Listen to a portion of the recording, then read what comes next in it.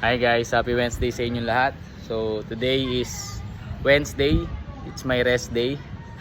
So kaninang umaga wala tayong ginawa kundi kumain lang and magpahinga, syempre. Tapos nakapagturo na rin pala ako ng online kaninang 4:30 hanggang 5:30, 5:40 ganun. Tapos right now 6:15 na ng hapon, magtuturo lang tayo ng circuit.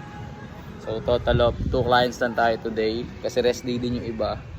And also bukas pala mag-upper body ako, pang day 2 ng upper body natin. And regarding naman sa diet, huwag yun muna natin pag-usapan sa diet kasi hindi pa ako nakapag-track ulit, baka on Monday na lang kasi may ganap pa kami ng weekend ng girlfriend ko.